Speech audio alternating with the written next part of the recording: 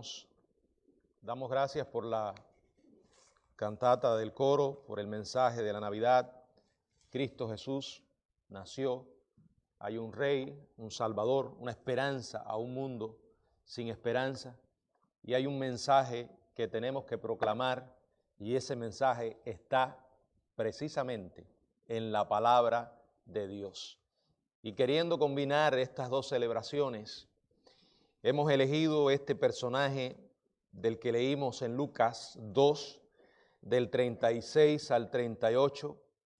Estaba también allí Ana, profetisa hija de Fanuel, de la tribu de Aser, de edad muy avanzada, pues había vivido con su marido 7 años desde su virginidad, y era viuda, hacía 84 años.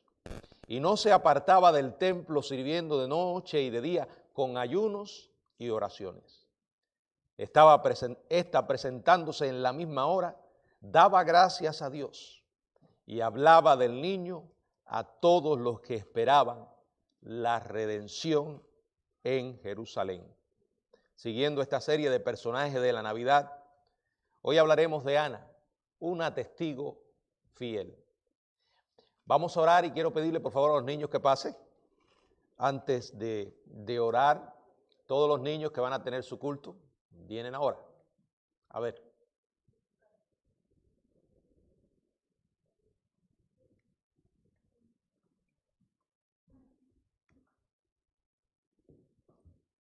Lo dejaron ustedes solitos. Vamos a orar. Padre, gracias por estos niños, pedimos tu bendición para ellos y también el tiempo en el que ellos van a aprender de tu palabra. También ponemos en tus manos esta reflexión. Háblanos, Señor, y habla especialmente si aquí hay alguien que aún no conoce a Jesucristo. Te lo pedimos en el nombre de Jesús. Amén. Pueden pasar. Bueno, el pasaje nos habla de Ana, pero el contexto también menciona a otra persona, un hombre llamado Simeón, que recién había tomado en sus brazos a ese excepcional niño. Yo intento imaginarme el gozo que llenaba el corazón de Simeón en ese momento.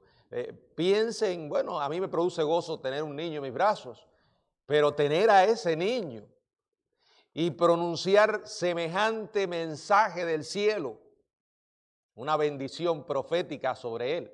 Y mientras Simeón hace esto, en las palabras de la Biblia dice, en esa misma hora, o sea, en ese mismo instante, en ese mismo momento, se presenta una anciana llamada Ana, pero ella se presenta e inmediatamente entiende lo que está ocurriendo, comprende qué estaba haciendo Simeón y quién, lo que es más importante aún, era ese niño. Probablemente escuchó la bendición que tuvo Simeón. Ella era una presencia fija en el templo.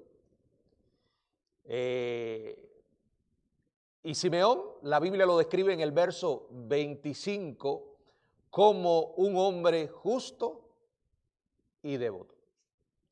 Ambos eran ancianos. Sin embargo, parece que de alguna manera sus caminos no se habían cruzado hasta ese momento. Probablemente conociendo la reputación de Simeón como un hombre recto, cuyo único deseo era ver el consuelo de Israel o la consolación de Israel con sus propios ojos antes de morir, se detuvo. Ve al anciano, ve al niño y probablemente haya escuchado la bendición extraordinaria que tiene sobre el niño.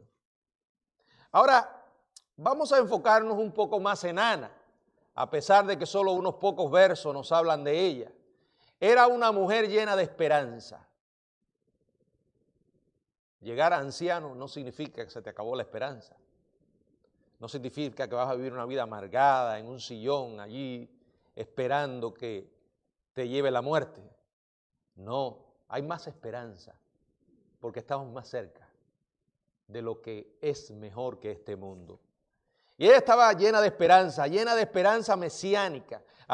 Conocía las promesas del Antiguo Testamento. Sabía de la salvación futura, del pecado y la bendición no solo de Israel, sino que alcanzaría el mundo entero con la llegada del Mesías.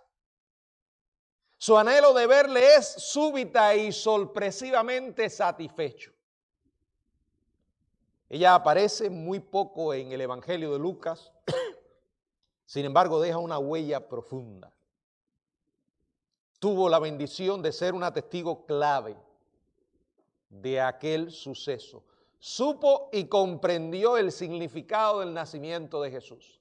Hoy, cuando tanta gente habla de Navidad, se felicitan unos a otros, se dan regalos y no tienen la más mínima idea de lo que están celebrando.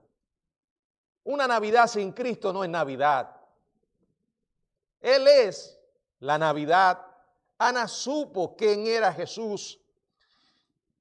Vio a aquel niño y vio al Salvador del mundo.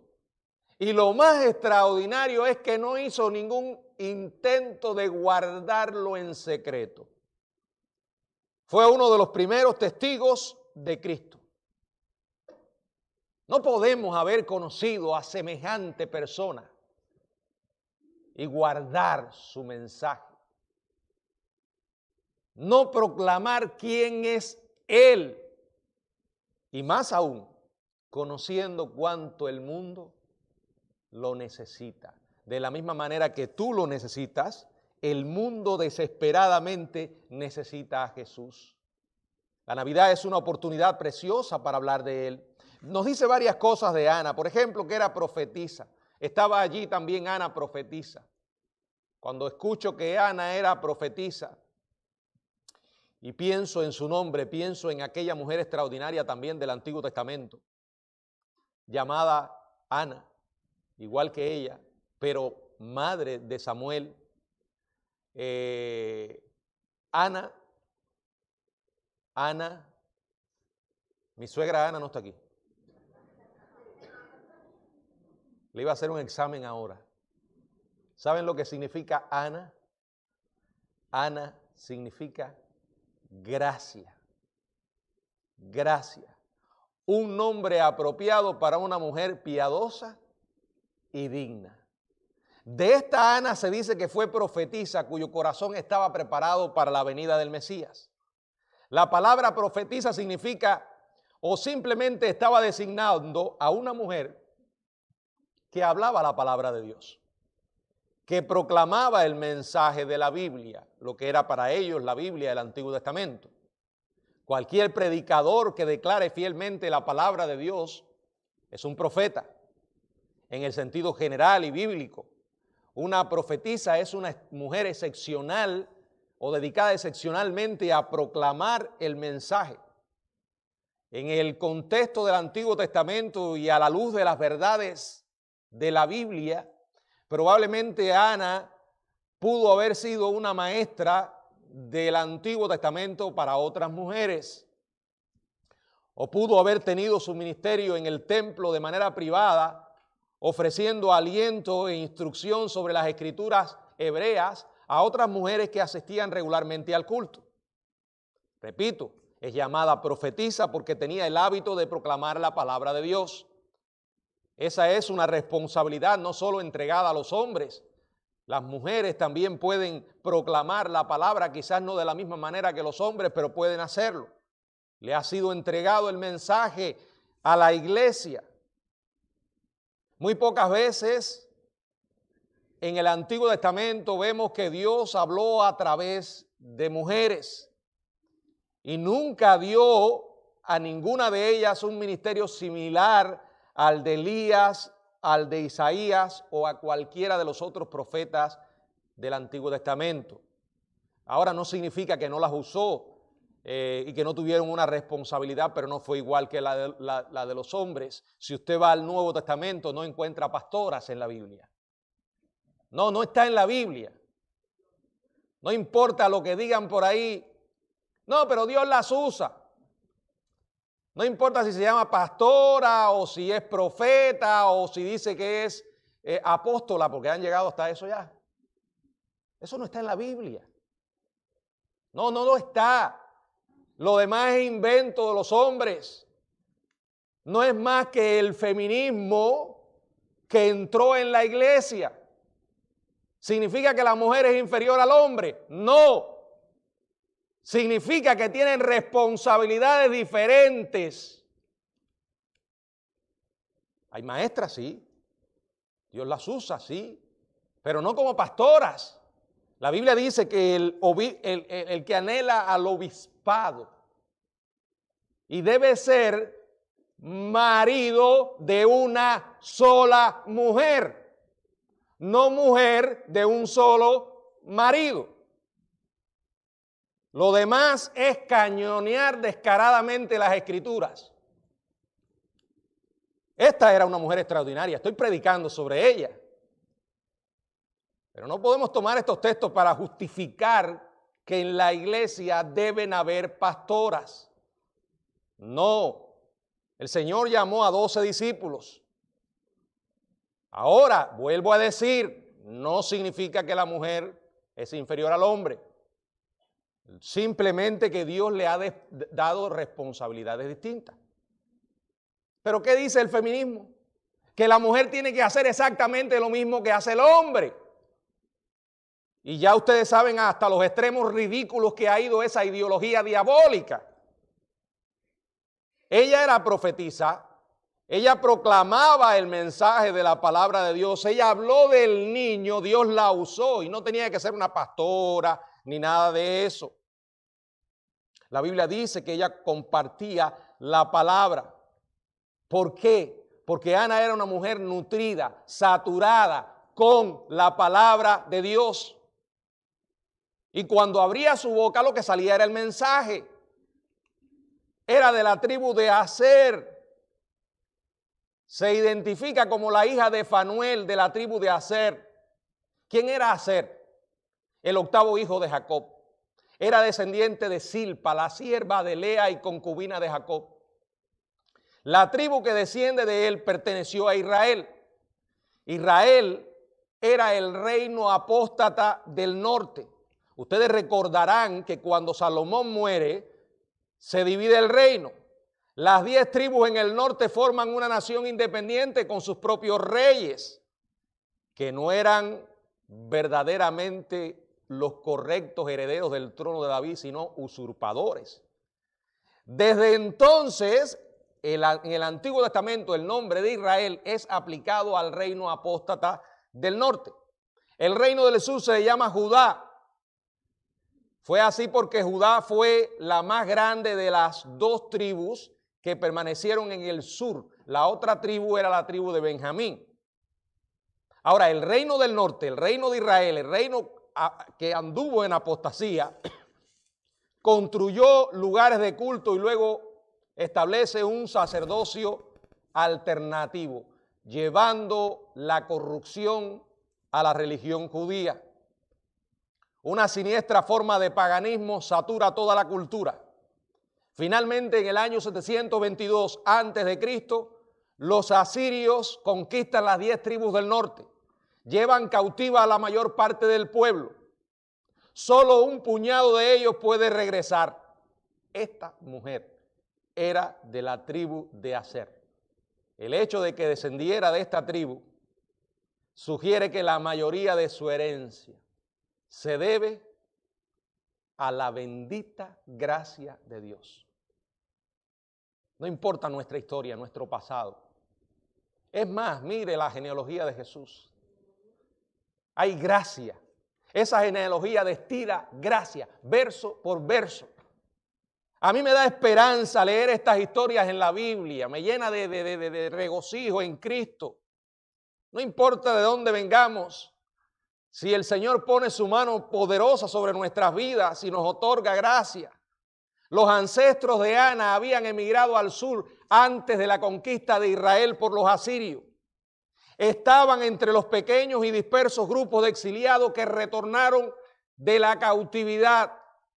No obstante, ella era parte de un grupo de creyentes del reino del norte. Y fue por consiguiente un emblema vivo de la fidelidad de Dios para con su pueblo. Qué maravillosa es la gracia de Dios, que se nos otorga sin merecerla. Leer la historia de Ana me recuerda esto. Ana era profetisa. Ana era un receptáculo de la gracia de Dios, un trofeo de la gracia de Dios. Ana era viuda. Ahora, probablemente a algunas mujeres quizás les cuesta entender un poco por qué era tan difícil ser viuda. Sobre todo las que no se han llevado bien con sus esposos. Probablemente, Señor, yo no quería que tú te lo llevaras, pero... No. No, yo sé que aquí hay viudas que lo que hubieran querido es irse en lugar del esposo. No me refiero a ellas. Pero en los tiempos de la Biblia era mucho más difícil.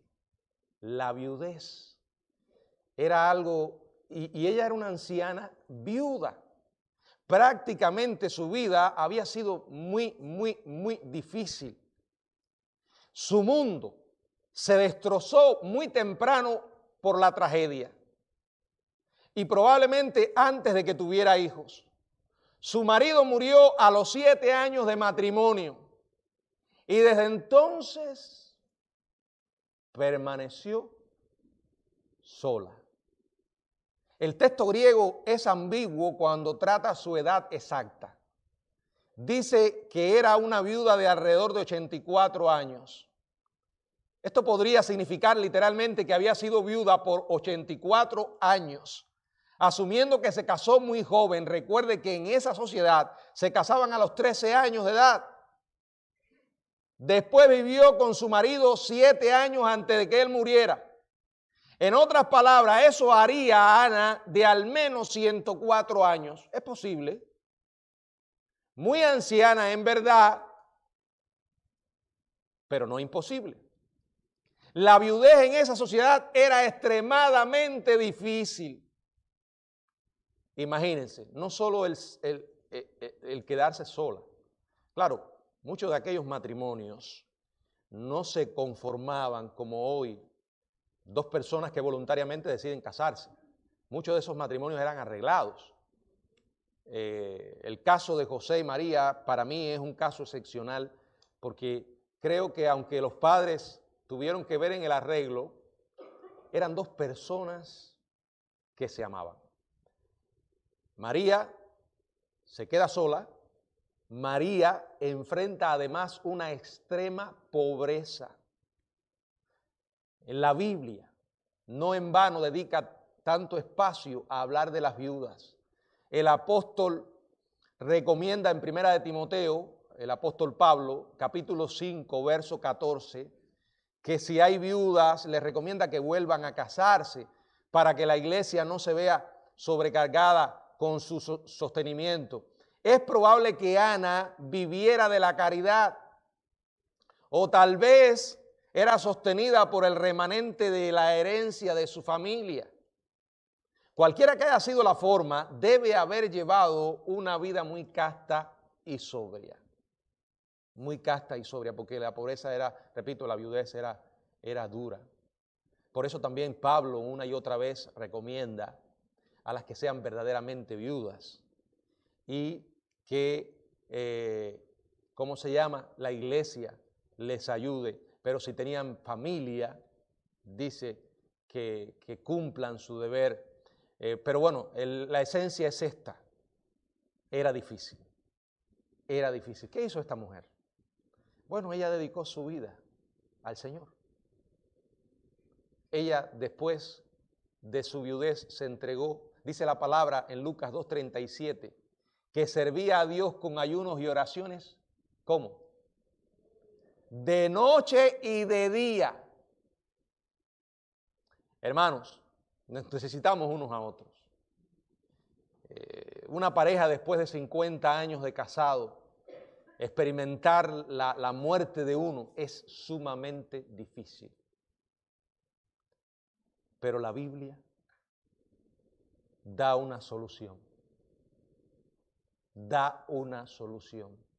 Cuando no podemos encontrar o ya no tenemos en los hombres lo que necesitamos, refúgiate totalmente en Jesucristo. Esta mujer así lo hizo. De tal manera que otra característica de ella es que no se apartaba del templo. Yo no me imagino, dice el verso 2:37, no se apartaba del templo. No me imagino a Ana actuando de la manera típica de algunos cristianos hoy, que excepcionalmente vienen al templo. Navidad, resurrección, fin de año porque hay una comida, y después se desaparecen, como si pertenecieran a otro mundo. Para ella era una necesidad. Evidentemente, yo creo que el caso de Ana significaba eso. Literalmente, Ana vivía en el templo. De hecho, si usted lee el libro de Nehemías, en el capítulo 13, verso del 7 al 9, indica que en la construcción del templo, en el patio exterior, habían algunos apartamentos. Estos eran modestos cuartos usados como lugares de habitación para los sacerdotes que vivían en el área del templo. Cuando ellos cumplían sus 2 semanas de servicio anual, allí se quedaban. Y es muy probable que a causa de la larga fidelidad de esta mujer, a pesar de sus obvios dones espirituales, a pesar de su devoción al Señor, o debido a su devoción al Señor, a causa de esa devoción, debido a la consagración a su ministerio de ayuno y oración, creo que probablemente los oficiales del templo le hayan dado una pequeña pieza a ella para vivir. Era demasiado anciana como para ser empleada como guardiana, pero quizás alguna vez haya servido en esa área y su espacio era habitable y se le dio probablemente de por vida. Es obvio que Ana era una mujer extraordinaria a los ojos de cualquiera que la conociera. Era una mujer que vivía para Cristo, simplemente con una vida muy sencilla. Yo veo a Ana y ¿saben quién me viene a la mente? Juan el Bautista. Individuos así, fuera de serie. Siempre se le podía encontrar en el templo. Andaban buscando a Ana, ve al templo, allí está. Especialmente ocupada en oraciones y ayunos. La parte espiritual. La forma de su oración acompañada por ayuno. Habla de la negación y la sinceridad de ella. Ana había hecho esto como un hábito por 64 años o más. Era una mujer apasionada. Tenía muy bien establecidas sus prioridades. Cosas que nosotros tenemos que revisar urgentemente. Ahora, ¿de qué oraba Ana? ¿Qué pedía al Señor? Yo creo que ella oraba por muchas cosas. Pero una de las cosas creo que era lo mismo que esperaba Simeón. Ella oraba por la consolación de Israel. Ella oraba por la esperanza de Israel. Ella oraba por la esperanza del mundo. De usted haber estado viviendo en aquella época y ser una persona devota y fiel como Ana o Simeón y otros, de verdad, debe haber orado muchísimo. Porque se ponen a pensar lo que estaba en juego. Hasta ese momento ellos no tenían al Mesías todavía. Solo tenían una promesa. Pero no era solo la promesa, sino quien hizo la promesa. Ella conocía bien esto. Amaba al Señor. Oraba porque esa realidad se cumpliera. Ayunaba, dice la palabra. Y dice el verso 38, que ésta, presentándose en la misma hora, daba gracias a Dios. Estaba llena de gratitud. Imagínense por todo lo que había estado orando Ana, o el tiempo que había estado orando, ayunando, por aquella criatura y de pronto lo ve en los brazos de un anciano. Ella sabía quién era. Su corazón se llenó de una profunda gratitud. Sus plegarias habían sido respondidas. Eso yo lo llamo perseverancia en oración. Ya el Mesías vino, pero ha prometido regresar. Y Él nos mandó a orar: venga tu reino. No, estos reinos van a pasar.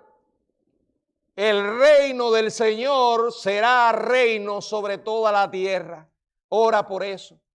Pide al Señor por su regreso. Espera en Él. Y la última cosa que vemos de Ana, y para mí lo más extraordinario, está en el verso 38. Y hablaba del niño a todos los que esperaban la redención de Jerusalén. El tiempo del verbo significa una acción continua. O sea, Ana hizo de esto su estilo de vida. Ella no perdía tiempo. Una y otra vez aprovechaba la oportunidad para hablarles a otros del niño. Ese es el mismo que tú y yo estamos mandados o tenemos el mandato de proclamar. Ese es el mismo mensaje que tenemos que entregar en esta Navidad y siempre. Jesucristo. Ese es el corazón de la Biblia que hoy celebramos. La palabra de Dios, el Evangelio. Por eso tenemos que conocerlo para poder compartirlo. Y no podemos hacer nada mejor por la gente que llevarles a Jesús. Lo estamos haciendo. ¿Cuántas oportunidades aprovechamos?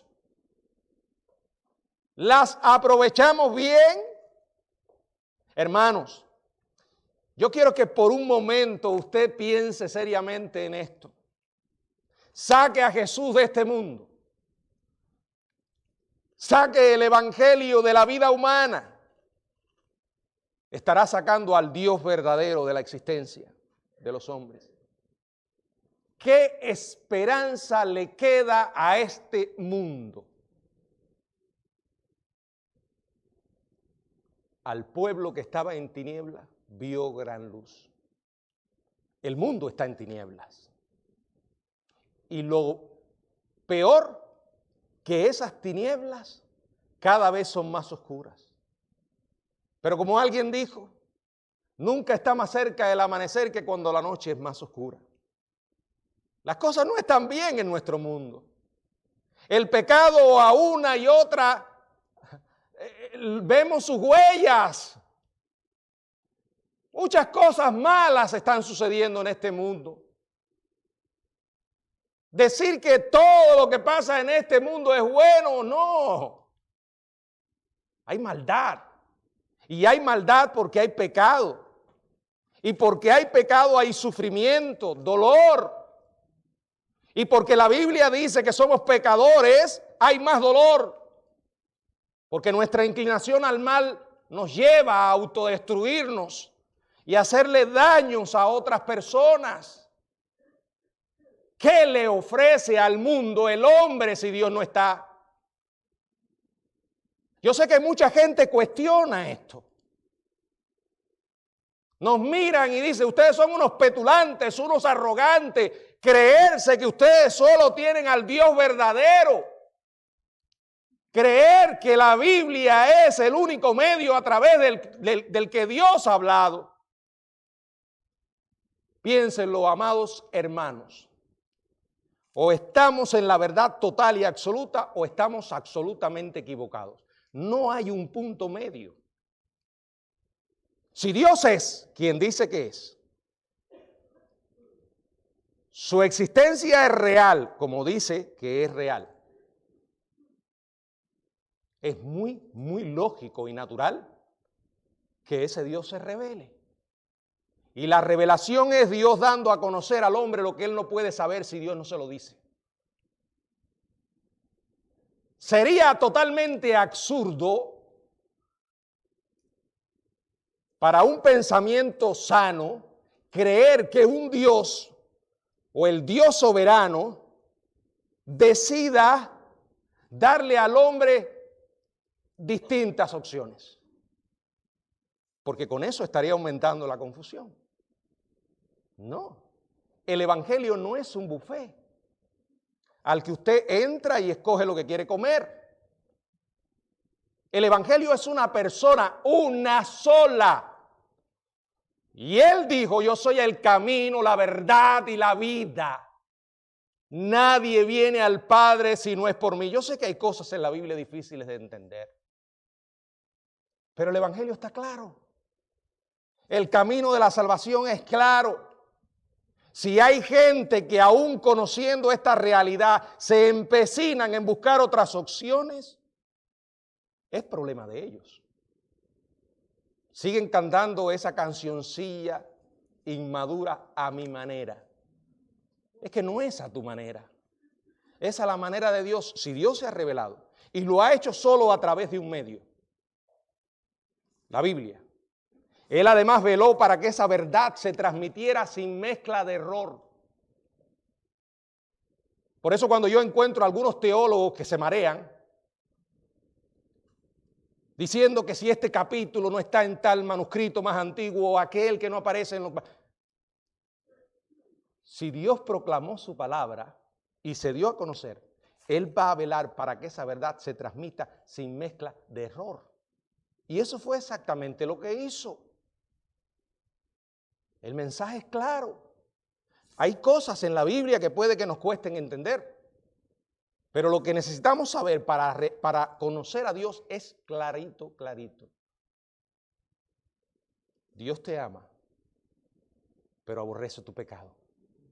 Envió a su Hijo a morir por ti, para que por medio de su muerte y resurrección tú puedas encontrar el perdón a tus pecados y la esperanza de la vida eterna.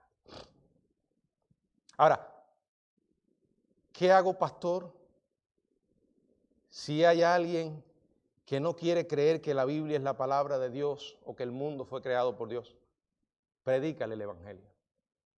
Háblale del Salvador. No trates de convencerlo.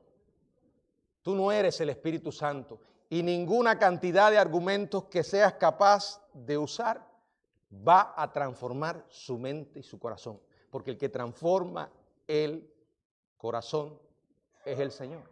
Lo hace a través de la palabra. Lo hace con el mensaje del evangelio. No importa que sea un ateo. No importa que sea un erudito en el mundo secular.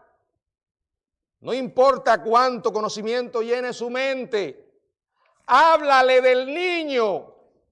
Compártele el mensaje del evangelio. Eso es lo que lo puede salvar. No es llevarlo a un concierto de pacotilla. No es llevarlo a una iglesia que parece un circo. Exponlo al evangelio. Lo que salva, dice la Biblia, lo que es poder de Dios para salvación, es el mensaje. El mensaje.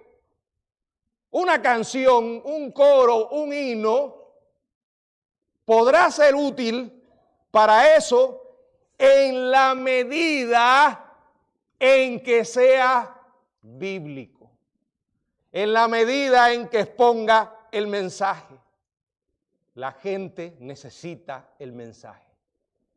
Y como Ana, estamos llamados a entregarlo fielmente. No podemos hacer otra cosa. Es demasiado lo que está en juego. ¿Conoces tú a Jesús? ¿Es Jesús tu consuelo y esperanza? No importa cómo llegaste aquí y quién te trajo. El problema es que estás aquí ahora. Y probablemente has estado muchas veces. ¿Qué vas a hacer con lo que conoces? Mi invitación es que le pidas perdón a Dios ahora. Y que le des gracias porque te amó tanto que envió a Jesús a morir por ti, a pagar por tus pecados. Que Dios encendió una luz en la oscuridad de tu alma y de este mundo tenebroso. ¿Vas a andar en esa luz? Yo no sé si habrá alguien en esta tarde que le gustaría recibir a Cristo como su Salvador si aún no lo ha hecho. Por favor, allí alguno quiere levantar su mano, me gustaría orar por usted. ¿Alguno de los que está aquí que no lo ha hecho todavía? Bien, se supone entonces que todos tienen a Cristo. Si tú te mueres hoy, ¿a dónde vas? Ah, pastor, ¿cómo usted va a pensar que yo me muero? Me voy a morir hoy. Mira, yo veo perdón, lo voy a poner de ejemplo. ¿Cómo se llama el hermano de Ruth? Rancé, mira, Rancé está fuerte, lleno de vida. Uno mira a Rancés y lo menos que va a pensar, que Rancés se pueda morir. ¿Verdad? ¿Ustedes vieron la noticia de esta semana? En un concierto cristiano, un joven de 30 años, en pleno escenario, se desplomó, muerto. Trataron de llevarlo al hospital y murió. Cuando yo vi la noticia dije, ¿pero cómo es esto? Vi la foto del muchacho. Créanme, hermano, estaba delgadito. Ahora no se le puede echar la culpa a que era la obesidad. No, no, no. Muchacho joven. Esa es la vida. Y hay que estar preparado. Necesitamos tener una relación con Dios y estar seguro de que si yo muero hoy, voy al cielo. Ah, que eso es mentira. Bueno, un 50% vamos a pensar que es mentira. No habremos perdido nada. Dame un 50, nada más un 50 de probabilidades de que esto es cierto. Nosotros lo creemos con el corazón y vivimos para eso. Es como Cecilio cuando estaba leyendo Apocalipsis, que terminó de leer el libro Apocalipsis, creo que oír sermones sobre eso, y dijo, si eso es verdad, estoy en un gran problema. Si es verdad que hay un infierno, estoy en un tremendo problema. Y por cierto, ese problema lo vas a resolver ahora, no después que mueras. Dios permita que puedas entregar tu vida al Señor. Y en segundo lugar, hermano, como iglesias, compartamos ese mensaje. No hay otro. Aquí estaremos, si Dios permite, hasta que Él venga. Estaré yo o estarán otros. Puede que usted esté o ya se fue con el Señor. Y los que son niños ahora sean viejitos. No sabemos. Pero lo que sí sabemos es que el mensaje siempre será el mismo. Que Dios nos bendiga.